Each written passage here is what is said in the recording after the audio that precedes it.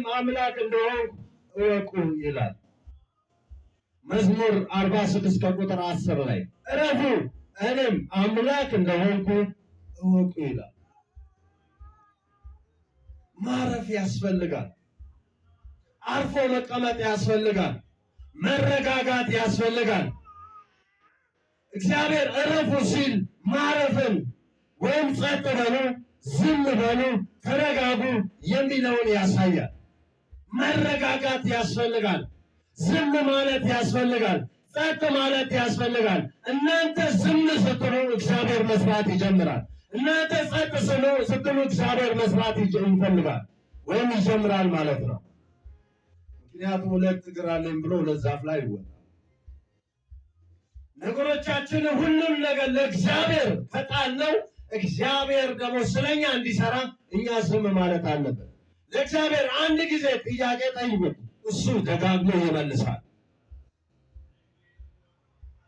ሁሉ ጊዜ በታመምን ላይ በቃ እዚህ ጋር ኩላሊቴን በቃ ነገም ኩላሊቴን ከነገ ወዲያም ኩላሊቴን ወርም ኩላሊቴን አይደለም። አንድ ጊዜ ለእግዚአብሔር ስለዚህ ኩላሊት አንተ አስብካል፣ እግዚአብሔር በትሎ ያወጣልናል፣ ነቅሎ ያወጣልናል። እግዚአብሔር አንድ ጊዜ ስትናገረው እሱ ይሰራል። ነግረው አንተ ዝም በል፣ እግዚአብሔር መስራቱን አያቆምም። በሕይወታችሁ ላይ እግዚአብሔር መስራቱን አያቆምም። ኢየሱስ ያድናል። ሃሌሉያ። ሕይወታችን የተከፋፈለ ወጥ የሆነ ሐሳብ ከሌለና የተረባበሸ አእምሮ ባለበት ስፍራ እግዚአብሔር ድምፅ ቢመጣም መቀበል የሚችል አእምሮና ጆሮ ይፈጠራል። ኢየሱስ ጌታ አሜን ነው ወይ? እግዚአብሔር ታላቅ ነው። ዛሬ የእግዚአብሔርን ድምፅ የሚሰማ ሰው አለ። ዛሬ የእግዚአብሔርን ድምፅ የሚሰማ ሰው አለ። ሰምቶ የሚወጣ ሰው አለ። ሰምቶ የእግዚአብሔርን እቅድና ዓላማ የሚያከናውን ሰው አለ። እግዚአብሔር አምላክ ድምፁን ይናገረዋል። እግዚአብሔር በሉ እስኪ ድምፁን እሰማለሁ በሉ እስኪ። ከዚህ ሰዓት ጀምሮ በሉ እስኪ መስማት ይጀምራለሁ በሉ። ሁለተኛ ያልተናዘዝነው ኃጢአት የእግዚአብሔርን ድምፅ እንዳንሰማ የሚያደርጉ አንደኛው የመጀመሪያው፣ ሁለተኛው ያልተናዘዝነው ኃጢአት። በአንደኛው ላይ የተጨናነቀ ነው፣ በሁለተኛው ላይ ደግሞ ያልተናዘዝነው የሰራነው በደል እግዚአብሔር የሚያውቀው እኛ የምናውቀው። ሁሉ ጊዜ እግዚአብሔር ንስሐ ይፈልጋል። ሁሉ ጊዜ እግዚአብሔር በፊቱ ላይ እንድንወድቅ ይፈልጋል። ኃጢአታችንን እንድንናዘዝ ይፈልጋል። ኃጢአታችንን መናዘዝ ስንጀምር ከእግዚአብሔር ጋር መቀራረብ እንጀምራለን። ለምሳሌ አዳምና ሔዋን በገነት ሲኖሩ ከእግዚአብሔር ጋር እጅግ በጣም ቅርርብ ነበራቸው። እግዚአብሔርም እየመጣ ይጎበኛቸው ነበረ፣ ያወራቸው ነበረ፣ ድምፁንም ይሰሙ ነበረ። በእሱ በመጣ ጊዜ አካባቢው እጅግ በጣም ጠረኑ ምርጥ የሆነ ጠረን ይሰሙ ነበር። ሽታው በጣም ምርጥ ነበር። ነገር ግን በሔዋን የተነሳ ኃጢአት ሲገቡ ግን የእግዚአብሔርና የነሱ ጉዳይ መካከል ላይ አጥር ሆነ። በኃጢአት ምክንያት ከእግዚአብሔር ጋር ግንኙነታቸው ተቋረጠ።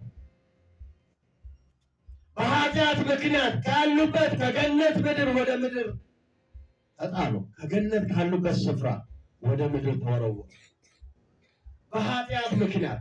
እኛም እስከዚህ ሰዓት ድረስ ከእግዚአብሔርና ከኛ መካከል ላይ ኃጢአት በሰራን ቁጥር ከእግዚአብሔር እየራቅን ነው።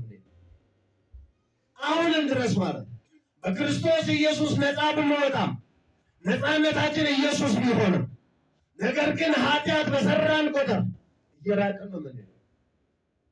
ሁሉ ጊዜ ወደ ክርስቶስ ኢየሱስ ኃጢአታችንን መናዘዝ ማድረግ አለብን፣ መናዘዝ አለብን።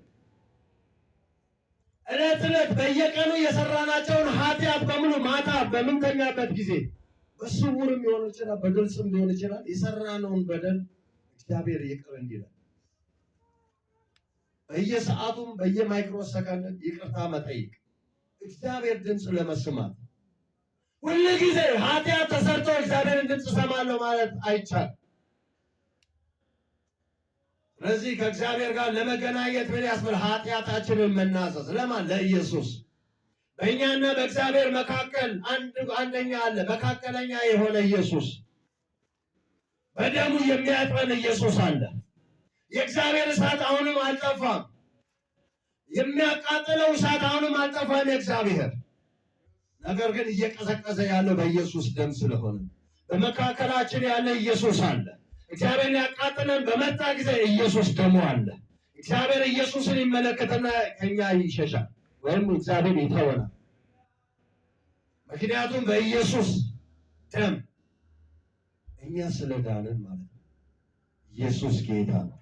የኢየሱስን ወይም የእግዚአብሔርን ድምፅ ለመስማት ከኃጢአት መራቅ ያስፈልጋል። ወይንም ኃጢአት በሰራን ቁጥር ንስሐ ያስፈልጋል። ስንቶቻችንን ንስሐ ምንገባ? የተለያየ ሰውንም ሰድበን ሊሆን ይችላል፣ ወይ ሰውን እንትን ብለን ይችላል። እግዚአብሔርን ግን ተንበርክከን ይቅርታ መጠየቅ። ኢየሱስ ጌታ ነው። ሃሌሉያ! እንደ እግዚአብሔር ያለ ማንም የለም። አሜን። እግዚአብሔር ይሄንን ቃል ሲሰጥ አንድ ጊዜ ከአንዱ ወንድሜ ጋር ብዙ ነገር የተነጋገርነው፣ ጥሩ ነገርም አልተናገርኩም። ግን ተንበርክኬ በምጸልይበት ጊዜ እግዚአብሔር ይህንን ድምፅ የምሰማ ከሆነ ንስሐ ግባ፣ እኔን የምትፈልግ ከሆነ ንስሐ ግባ። ዞር ብዬ ሳየው ለካስ ከሰው ጋር ትንሽ ግጭት አድርጌ፣ ከዛም በኋላ ተንበርክኬ ወደ ጌታ ንስሐ መግባት ጀመርኩ። ማንም የለም፣ ኮምቦልቻ ላይ ነው ብቻዬን። ኢየሱስ ጌታ። ምክንያቱም ከዛም በኋላ ይሄንን እንድጽፍ ውስጤን አነሳሳው እግዚአብሔር። መጽሐፍ ጀመርኩ፣ ቁጭ ብዬ መቸክቸክ ጀመርኩ። ኢየሱስ ያድናል። ከዛሬ ጀምሮ እግዚአብሔርን ድምፅ እንድንሰማ ወደ ንስሐ እንድንገባ ልቦናችንን እግዚአብሔር ያበርታ፣ መንፈሳችንን እግዚአብሔር ያበርታ፣ ኃይላችንን እግዚአብሔር ያበርታ። ወደ እሱ የምንቀርብበትን እግዚአብሔር ሆይ አምላክ የአንተ ፈቃድ ይሆን። እንዳንቀርብ ያደረገ የኃጢአት ገደብ በኢየሱስም ይነሳ፣ ከመካከላችን በኢየሱስም ይነሳ። ኢየሱስ ጌታ። ሃሌሉያ። ኃጢአት መንፈሳዊ ሕይወትን ያጨልማል። በመጀመሪያ ጊዜ አዳምና ሔዋን ኃጢአት ሲሰሩ ከእግዚአብሔር ጋር የነበራቸው ህብረት፣ እግዚአብሔርን የሚሰሙበት ድምፅ፣ ከእግዚአብሔር ጋር የሚያወሩት ነገር ሁሉ ተቋረጠ። እግዚአብሔርም ከነበሩበት ስፍራ አባረራቸው። እግዚአብሔርና ሰው በመጀመሪያ የለየው ኃጢአት ይባላል። ኃጢአት ከእግዚአብሔር ድምፅ እንዳንሰማ የሚያደርገን አንደኛው ኃጢአት ነው። ሶስተኛ የስሜት መዋዠቅ፣ ፍርሃት፣ ጭንቀት፣ ግባቴ ብለን የምንጠራቸው ናቸው። ሶስተኛ እግዚአብሔር ድምፅ እንዳንሰማ የሚያደርገን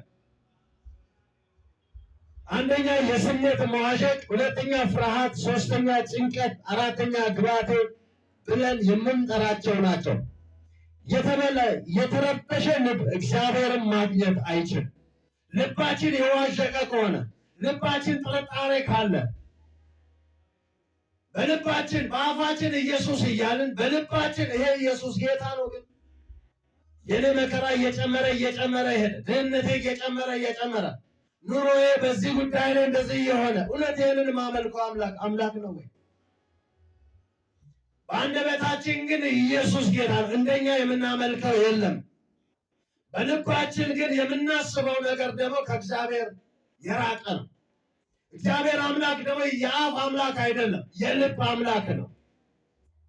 ምክንያቱም ልብና ኩላሊትን የሚመረምር እግዚአብሔር ብቻ ነው። ሰው ፊትን ነው የሚያው፣ እግዚአብሔር ልብን ነው የሚያው። በሰው ፊት ሆነን እንደሱ ያለ ኢየሱስ ከአንደበቱ እኮ ኢየሱስ አይጠፋም ብለን ልንመሰክር እንችላለን። እግዚአብሔር ግን እሱማ በአንደበቱ እንጂ የሚሸነግለኝ ልቡ እኮ ከእኔ የራቀ ነው። እግዚአብሔር ሆይ ታዲያ ድምፅህን ለምንድን ነው የማልሰማው ካልክ ልብህን አስተካከል፣ ልብህን አጥራ፣ ውስጥህን አጥራ። ጭንቀትህን በሙሉ በእኔ ላይ ጣል አለ እግዚአብሔር እንጂ በራስህ ላይ ጣል አላለም። ወይ በምትሰራው ስራ ላይ ጣል አላለም። የምትጨነቁ ካለ ጭንቀታችሁ በእኔ ላይ ጣሉ፣ እኔም አሳርፋለሁ ነው ያለው እግዚአብሔር። በየትኛው መንገድ ነው ታዲያ ኢየሱስን ድምፅ ልንሰማ የምንችለው?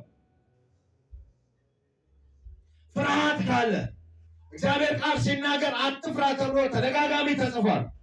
እኛ ግን በተለያየ ነገር እንፈራለን። በሽታ ሲመጣ ልንሞት ነው ወይ እንላለን። በማን ላይ ሆነ ማን ነው የሚሞተው? በኢየሱስ ላይ ሆነ እንድትሞታለን። ኢየሱስ በአንተ ደም ውስጥ ሆኖ፣ በአንተ አጥንት ውስጥ ሆኖ፣ በአንቺ ስጋ ውስጥ ሆኖ ሞት እንዴት በአንቺ ላይ ይነግሳል? ኢየሱስ ደም በአንቺ ላይ ሆኖ እንዴት ሞት ይመጣል? ምክንያቱም እግዚአብሔር ለሙሴ እንደዚህ ያለው በግረድ በግቦኖች ላይ ቀባ፣ ሌሊት የሞት መልአክ ሲመጣ ያንን ደም ካየ ማለት ነው ያልፋል። ታዲያ ሞት አንተ ጋር እንዴት ይነግሳል? ኢየሱስ እያለ ትናንትና የታረደበት ሳይሆን አሁን ኢየሱስ ነው የታረደው። ለምን እንፈራለን? አትፍሩ ተብሎ ተደጋጋሚ ተጽፏል።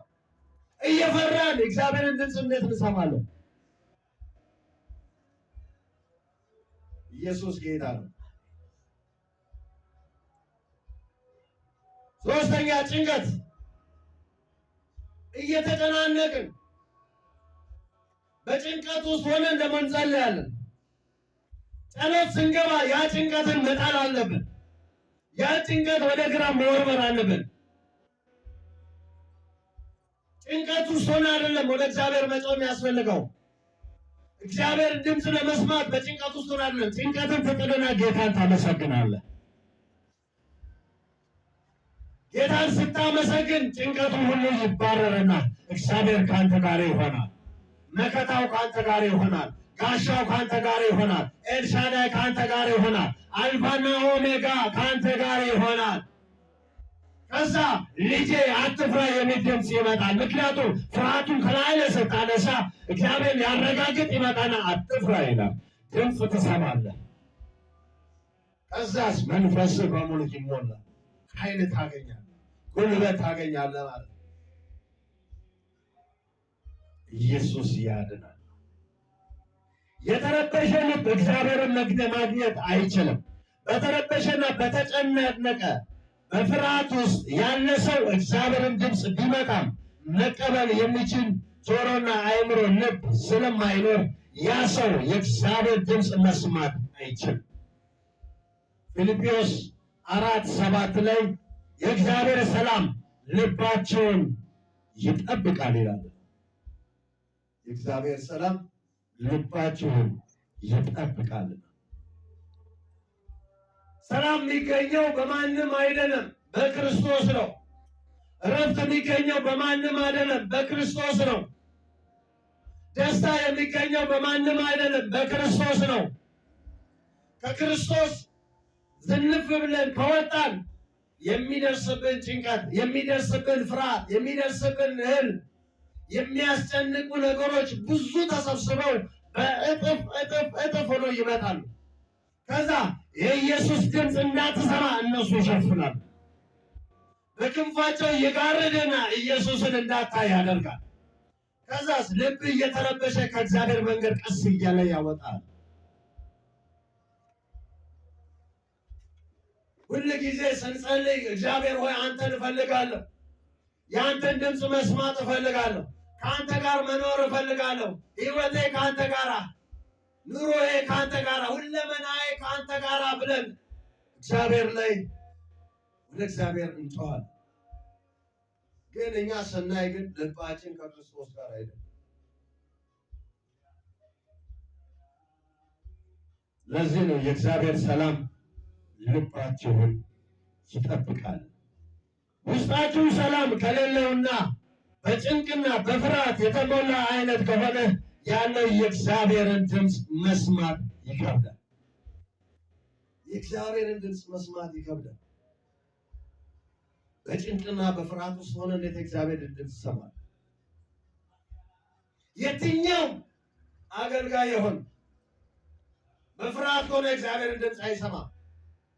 ኤልያስን ይሁት መጀመሪያ የእግዚአብሔርን ድምፅ ሰምቶ አካብ ፊት ሲቆም ንጉሥ ነው አካብ፣ ሁሉም ማድረግ የሚችል ነው። አካብ ፊት ቆሞ ግን የተወራረደው እኔ በፊቱ በቆምኩት በእግዚአብሔር ብሎ ነው የቆመው። ከዛ እሱ ፊት ላይ ያለው እግዚአብሔር ስለሆነ አካብ ፊት ለፊት ነው። በማዕከላቸው እግዚአብሔር አለ። ከእግዚአብሔር ኋላ ደግሞ ማን አለ? ኤልያስ አለ። የተዋጋው እግዚአብሔር ነው። አካብ ግን በዛን ጊዜ ብሎ ተሽመደመደ። ያን ድምፅ ይሰማ ነበር። ተራራ ላይ ወጥቶ እና ውረድ ሲሉት እኔ እውነት የእግዚአብሔር ነቢይ እኮ ከሰማይ እሳት ውረድ ስል እግዚአብሔር የአንደበቱን ቃል ሰምቶ ወዲያውኑ እሳት አመጣለት። የጠየቀው ጥያቄ ወዲያው ይመጣ ነበር። አንዳች ነገር ከእግዚአብሔር ድምፅ ተሰውሮ አያውቅም ኤልያስ። ነገር ግን 400 ነቢያቶችን ካስገደለ በኋላ አካብ ሄደና ለሚስቱ ከነገረ በኋላ ሚስቱ ግን ደብዳቤ ወይም መልእክተኛ ላከች ይላል እግዚአብሔር ቃል። ዛሬ እንደ አንዱ ካላደረጉ የፍርሃት ደብዳቤ ላከችበት፣ የፍርሃት መንፈስ ላከችበት፣ የፍርሃት ኃይል ላከችበት። ኤልያስ ያ የነበረ ጀግና፣ ያ የነበረ እግዚአብሔርን ድምፅ አጥንቆ የሚሰማ ለይቶ የሚያውቅ የእግዚአብሔርን ክንድ ለይቶ የሚያውቅ ፈራ፣ ተሽመደመደ። ታላቅ የሆነ ነቢይ ፈርቶ ግን በቃ ልትገለኝ ነው ብሎ ሸሸ፣ ሮጠ፣ በቃ አመለጠ። ከእሷ ነው ያመለጠው፣ ከእግዚአብሔር ግን አላመለጠም። የሰውዬ የትም ያህል ቢሮጥ ከእግዚአብሔር አያመልጥም። ኢየሱስ ጌታ፣ ሃሌሉያ። አያችሁ፣ እኛ እግዚአብሔርን ድምፅ አንሰማም። ለምንድን ነው? ብትሰማስ እንደ ኤልያስ ነገር ያለ ቢገጥምህ እንዴት ይሆናል?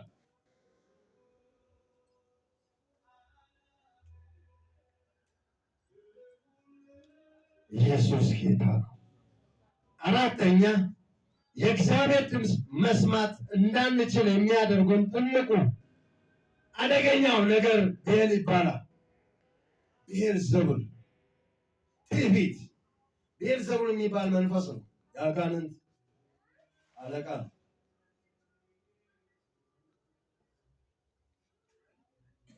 እሱ ውስጥ ያለው መንፈስ የሚሰራው ዋናው ትዕቢት ነው። ትዕቢትነት። ትዕቢተኛ ሆነን የእግዚአብሔርን ድምፅ መስማት አይቻልም። እልከኛ ሆነን የእግዚአብሔርን ድምፅ መስማት አይቻልም። ልበ ደንዳና ሆነን የእግዚአብሔርን ድምፅ መስማት አይቻልም።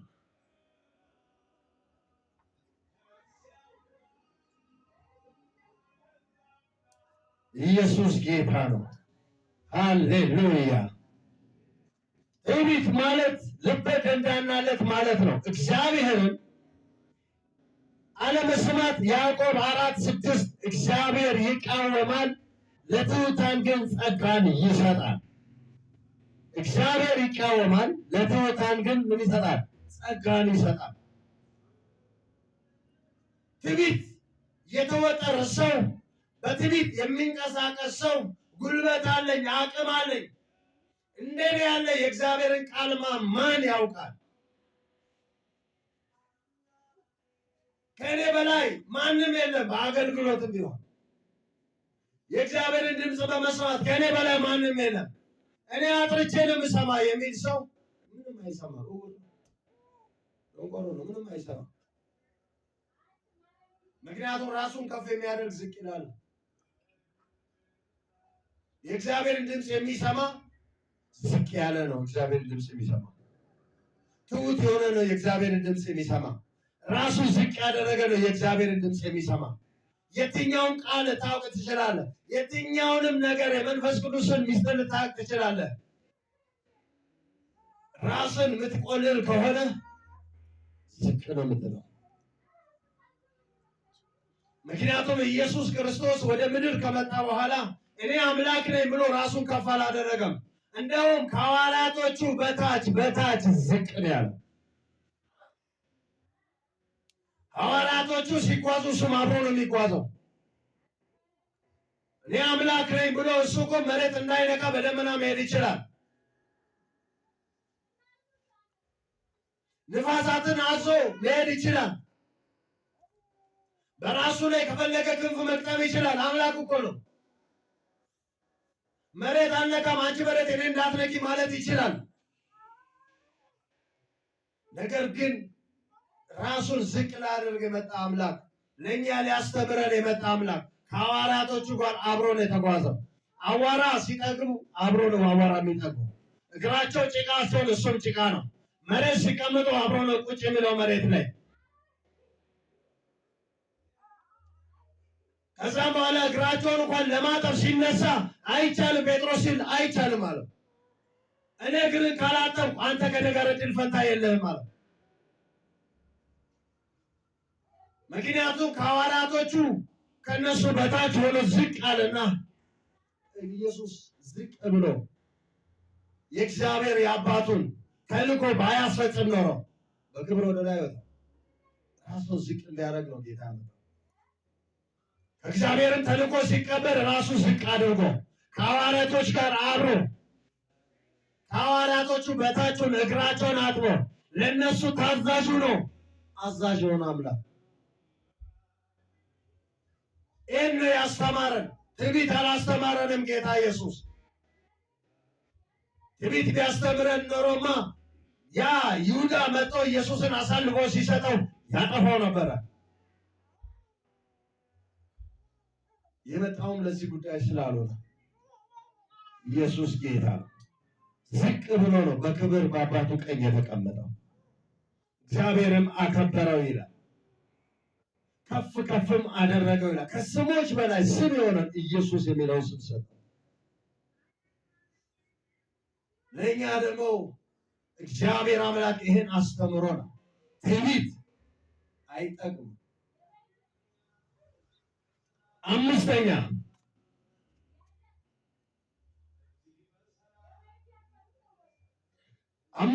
ኮንስታንት ያልሆነ ወይም የማይቀጥል ህይወት።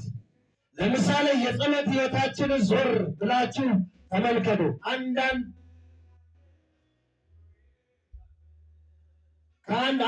ከአንድ ወር በፊት ሊሆን ይችላል የተንበረከከው። አንዳንዱ ደግሞ ከአንድ ሳምንት በፊት ሊሆን ይችላል። አንዳንድ ሰው አንድ ወር ሊሆን ይችላል የጸለየው። አንድ ወር ሙሉ ጸልዮ ሊሆን ይችላል። አንዳንዱ ደግሞ ከሳምንት በፊት ጸልዮ ሊሆን ይችላል። አንዳንዱ ደግሞ እሑድ ብቻ ሰንበትን ጠብቆ የሚመጣ ይሆናል። እግዚአብሔር ህይወት አይደለም የሚፈልገው። የእግዚአብሔርን ድምፅ የሚሰማ ሁል ጊዜ ከእግዚአብሔር ጋር ግንኙነት ይፈልጋል። ሁል ጊዜ በአንድ የመንግስት መስሪያ ቤት ላይ ከሰኞ እስከ ዓርብ ባለው ቀናት ውስጥ ከመስሪያ ቤት እንዲጠፋ አይፈለግም ሰራተኛ። ምክንያቱም የመንግስት ሰራተኛ ነው። መንግስት ደግሞ ከሰኞ እስከ ዓርብ በመስሪያ ቤት እንዲገኝ ይፈልጋል። ከቀረስ ቀሪ ነው። ከዛስ ደሞዙ ላይ ይመጣበታል፣ እስከ መባረርም ይደርሳል። ከኢየሱስ ጋር አንድ ወር ሙሉ ጸልዮ ከዛ በኋላስ ዕለት ዕለት መሻት ያስፈልጋል። ዕለት ዕለት ከክርስቶስ ጋር መገናኘት ያስፈልጋል፣ የእግዚአብሔርን ድምፅ ለመስማት። ስራ ሊኖረን ይችላል። በስራ ውስጥ ግን ባለን ደቂቃዎች ባለች ረፍት ውስጥ ከጌታ ጋር መገናኘት ያስፈልጋል። ስራ ቦታ ልትሆን ትችላለህ። ከ6 ሰዓት እስከ 8 ሰዓት ለምሳ ትወጣለህ። በዛች ሰዓት ውስጥ ከጌታ ጋር ማውራት ትችላለህ። እግዚአብሔር የስጋን ስራ የመንግስት ስራ እንዳትሰራ ወይም ይህን ስጋ እንዳትቀልበው አላደረገም። ምክንያቱም ይህ ስጋ ካልተቀለበ ነፍስ ልትኖር አትችልም፣ ድንኳኗ ስለሆነ። ለነፍስ ደግሞ ጸሎት ያስፈልጋል። ከ6 ሰዓት እስከ 8 ሰዓት ለእግዚአብሔር ጊዜ መስጠት ያስፈልጋል። መጸለይ ያስፈልጋል። መጮህ ያስፈልጋል። ሁሉ ጊዜ እግዚአብሔር ጋር ስትጮህ እግዚአብሔር በመሰዊያ ላይ ከለመደ ሁሉ ጊዜ እዛ ቦታ ላይ ይመጣል። ልጄ ዛሬ ይመጣል፣ የልጄን ድምፅ መስማት አለብኝ ብሎ ይመጣል እግዚአብሔር። ያቺ ቦታ ላይ ይፈልጋል፣ ያችን ሰዓት ይፈልጋል እግዚአብሔር። ከዛስ እግዚአብሔር በጸሎት ውስጥ ድምፅ ይሰጣል። መንፈስህን ያድሰዋል፣ ኃይል ይታደሳል፣ ጉልበት ይመጣል። የእግዚአብሔርን ድምፅ መስማት ትጀምራለህ። እግዚአብሔር ሳታስብ ይጠራሃል። ከጠራ በኋላ ዞር ብለህ ሰው ለጠራ ዞር የምትልበት ጊዜ ይመጣል። ምክንያቱም ሁሉ ጊዜ እግዚአብሔር ጋር ነው። እሑድን ብቻ ጠብቀህ እሑድ ብቻ እዚህ ቤተክርስቲያን ላይ መጥተህ የምትጮህ ጩኸት አይደለም እግዚአብሔር ድምፅ እንድትሰማ የሚያደርገው። ባለበት ቦታ ላይ ከእግዚአብሔር ጋር ግንኙነት ያስፈልጋል። ዘላቂነት ያስፈልጋል። ዕለት ዕለት ያስፈልጋል። እስከ ሞታችን ድረስ የዚህን ምድራዊ እንቅስቃሴያችን እስከሚያበቃ ጌታ በቃ እስከሚለን ጨርሰሃል እስከሚለን ድረስ ኮንትራትን ጨርሰሃል እስከሚለን ድረስ ከጌታ ጋር መገናኘት ያስፈልጋል። የእግዚአብሔር ድምፅ እሰማለሁ ብሎ የሚያስብ ሰው እንጂ ዝም ብለን አንድ ሳምንት ጸልየን ዘመተው አንድ ወር ጸልየን መተው ሳይሆን ሁሉ ጊዜ ከ6 ከ8 ከሆነ በዛች ሰዓቷ ውስጥ ጌታ ይፈልጋል። ማታ ምን ጸልይ ከሆነ በዛች ባስለመድንባት ሰዓት ላይ ከጌታ ጋር መጣበቅ ያስፈልጋል። ለዚህም ትንቢተ ኤርምያስ ምዕራፍ 29 ከቁጥር 13 በሙሉ ልባችሁ ብትፈልጉ ታገኙኛላችሁ ይላል። በሙሉ ልባችሁ ብትፈልጉ ታገኙኛላችሁ። ዕለት ዕለት ከእግዚአብሔር ጋር ስንገናኝ እግዚአብሔር ከኛ ጋር ይገናኛል። ዕለት ዕለት ወደ እግዚአብሔር ስንጮህ እግዚአብሔር ድምፃችንን ሰምቶ ይመጣል። ዕለት ዕለት ከጌታ ጋር ማውራት የሚፈልግ ሰው እግዚአብሔር መጥቶ እንደ ጓደኛ ያወራል። እግዚአብሔር እንደ ጓደኛም፣ እንደ ታናሽም፣ እንደ ታላቅም፣ እንደ ሐኪምም፣ እንደ ባለሀብትም በሁሉም ስፍራ ላይ ሆኖ ኢየሱስ ያወራል። አንተ ባለሀብት ነህ፣ አንቺ ድሃ ነሽ አይልም እግዚአብሔር። እንደውም ከባለጠጋ ይልቅ ድሃ ጋር ነው የሚመጣው እግዚአብሔር። ክብር ያለው እዛ ጋር። ሁሉንም ግን የሚንቅ አምላክ አይደለም ያለ። በፈለጉት ጊዜ እግዚአብሔር ወደ እነሱ ይመጣል። ስድስተኛው እና የመጨረሻው አለመታዘዝ። አለመታዘዝ በጣም ይከብዳል፣ አደገኛ፣ ከሕይወታችን ልንከፍለው የሚገባ ትልቅ መጥፎ ልማድ ነው። የእግዚአብሔር ድምፅ በመጀመሪያ ጊዜ ወደ እናንተ መጥፎ ሊሆን ይችላል። እግዚአብሔር ለምሳሌ ከዚህ ሀገር ለቃችሁ ወደዛ ስፍራ ሂዱ ቢላችሁ ያንን ድምፅ ሰምታችሁ ግን ሳትታዘዙ የምትመጡ ከሆነ ከዛ ቀን በኋላ የእግዚአብሔር ድምፅ ወደ እናንተ መምጣት ያቆም። ሃሌሉያ! ኢየሱስ ጌታ። መታዘዝ ከመስዋዕትነት ይበልጣል። የትኛው መስዋዕትነት ከማቅረብ ይልቅ ለእግዚአብሔር መታዘዝ። ጌታችን አምላካችን እግዚአብሔር መጥቶ ብዙ ድምፅ እየሰማ አለማምዶ ካለማመደ በኋላ በዚህ ስፍራ ላይ ሂድ ይላል። አስጨናቂ ቦታ ላይ ሂድ ሊል ይችላል። ጌታ ሆይ ወደዚህማ እንዴት ሄዳለሁ ብለህ ከቀረ አንተ ጋር የመምጣት እድሉ ከዚህ በኋላ ታገኙ። ምክንያቱም እግዚአብሔር ድምፅ ሰምቶ ለሚተገብሩት ለሚታዘዙት እሱ ታላቅ ነገርን ያደርጋል። የትኛው መስዋዕትነት ብታቀርብ፣ አብርሃም የትኛው መስዋዕትነት ሲያቀርብ ያንን አይደለም መታዘዙ ላይ ነው። ስለታዘዘ ነው ጽድቅ ሆኖ ተቆጠረለት። እግዚአብሔር ፍሪዳ ስላደረግለት አይደለም፣ ሌላም ስላደረግለት አይደለም። እሱ መታዘዝ ላይ ነው። ማን ነው ለኔ የሚታዘዝ?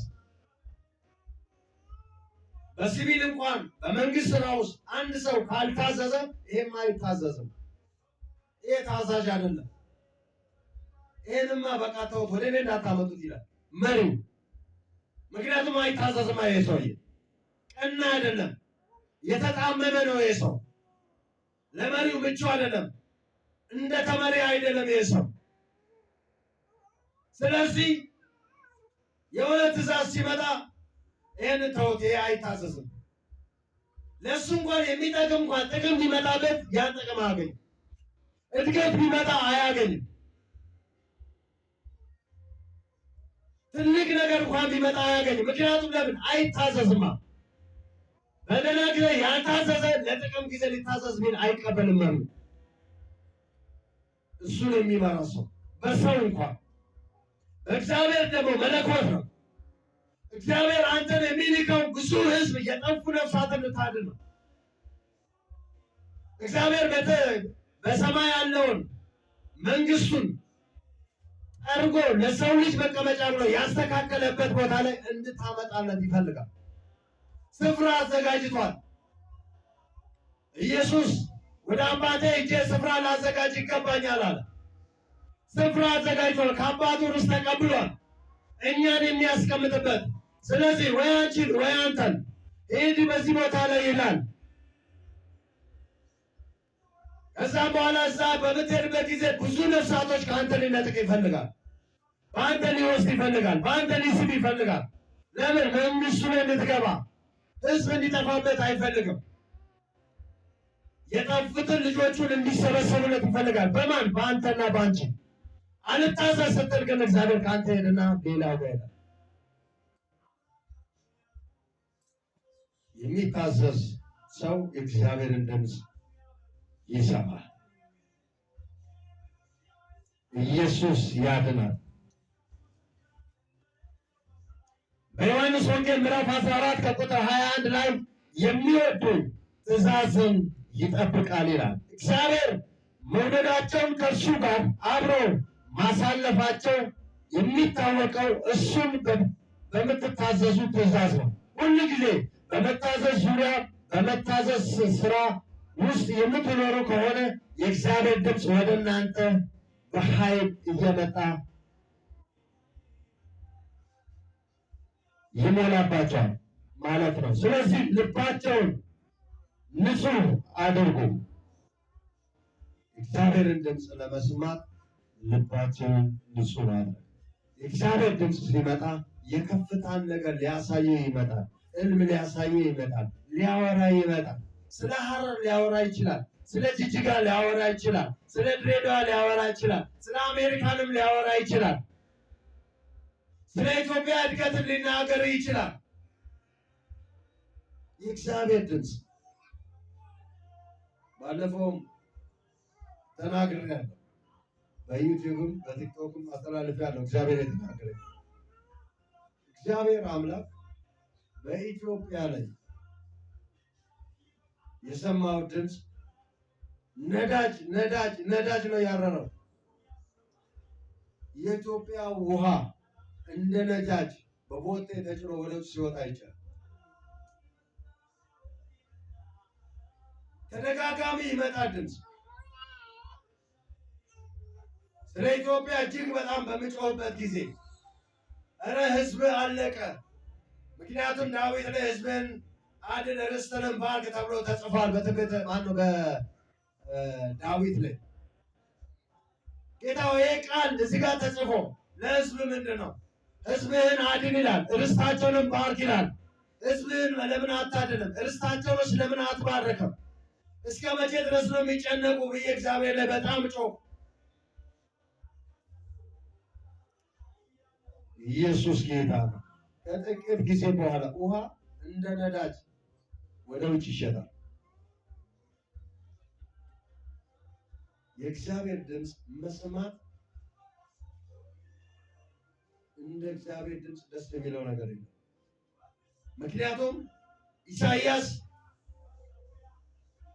ስለ ማርያም ልጅ መውለድ በትንቢት ነው የተናገረው። ከተናገረ በኋላ ግን 700 ምናምን ዓመት በኋላ ትንቢቱ ተፈጸመ። ሊቆይ ይችላል፣ ግን ይፈጸማል። ኢየሱስ ጌታ ነው። ሃሌሉያ። ዛሬ የእግዚአብሔርን ድምፅ መስማት ይሆንልናል። ዛሬ ከቃሉ የተነሳ የእግዚአብሔርን ድምፅ መስማት ይሆናል። ዛሬ በጥቂቱ በ6 ነገሮች የእግዚአብሔርን ድምፅ መስማት በሚለው ላይ ጌታ ተናግሮናል። ከሰማነው ላይ እኛ የት ነው ያለነው?